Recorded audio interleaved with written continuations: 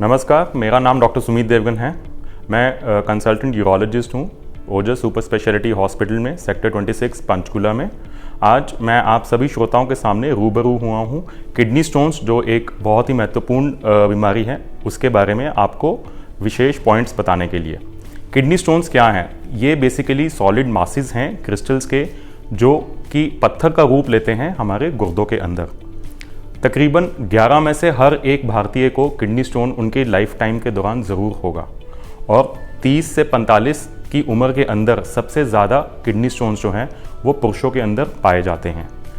महिलाओं के अंदर इसकी संख्या कम है। तकरीबन 5 से 10% महिलाएं भी किडनी स्टोन से द्वारा पीड़ित होती हैं। 7 से 10% तक जो हॉस्पिटल्स एडमिशन हैं हमारे भारतवर्ष के अंदर, वो किडनी स्टोन से रिलेटेड ही रहती हैं। भारत के अंदर कौन कौन सी मुख्य प्रांत हैं जिनके अंदर किडनी स्टोन्स पाए जाते हैं? उनमें पंजाब, हरियाणा, दिल्ली, राजस्थान, गुजरात और महाराष्ट्र सबसे ऊपर है। किडनी स्टोन्स किन कारणों से होता है, उनके क्या रिस्क फैक्टर्स हैं, आइए वो देखते हैं।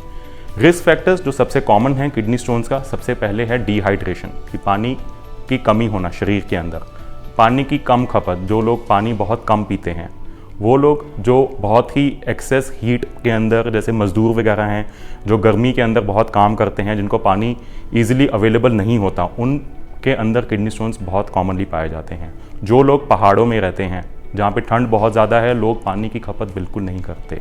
फैमिली हिस्ट्री, के आपके पीढ़ी दर पीढ़ी परिवार के अंदर माता पिता, दादा परदादा सबको किडनी स्टोन्स की दिक्कत रही है।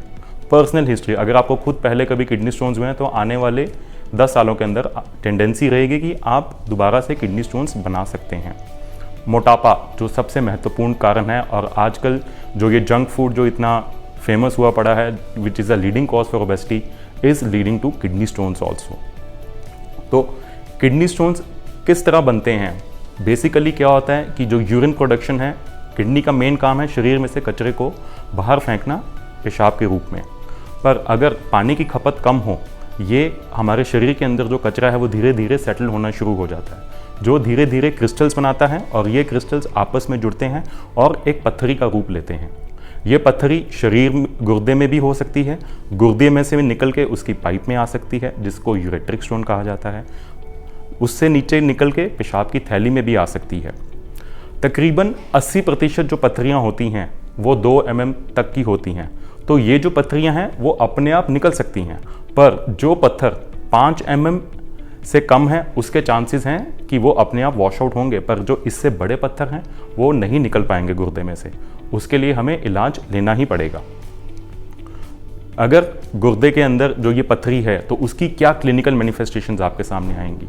हो सकता है कि मरीज को पता ही ना हो, कि वो टोटली एसिम्टोमेटिक हो, कि उन्होंने रूटीन वो किसी बीमारी के लिए गए, उन्होंने अल्ट्रासाउंड करवाया, उसके अंदर उन्हें पत्थरी के बारे में पता चला, जो कि एसिम्टोमेटिक, कि उन्हें कोई लक्षण ही नहीं थे। दूसरी तरफ बहुत तीखी फ्लैंक पेन हो सकती है, कि यहाँ बग्घी में दर्द हो, जो नीचे आपके ग्रॉइन की तरफ रेडिएट करे, या मरीज़ के जेनेटिलिया, टेस्टिकल्स या फिर फीमेल्स में वजाइना तक भी रेडिएट कर सकती है, depending upon the location of the stone.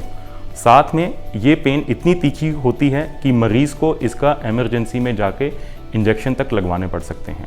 उल्टी, उपका, जी कच्चा होना, बदहज़मी, पेशाब में खून आना, बार बार पेशाब का आना, पेशाब में जलन होना, कई मरीज़ों को तो अचानक से पेशाब बंद भी हो सकता है, जो एक सीवियर कंडीशन ऑब्स्ट्रक्टिव यूरोपैथी की बन सकती है।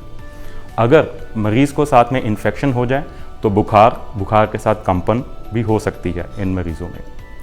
तो क्या टेस्ट अवेलेबल हैं हमारे पास में जिससे हम ये पता कर सकें कि जो पत्थरी है वो कैसे पता चलेगी?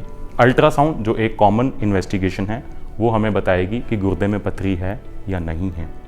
फिर यूरिन के टेस्ट हैं, जैसे यूरिन एनालिसिस, जिसमें हमें इन्फेक्शन के बारे में पता चलता है।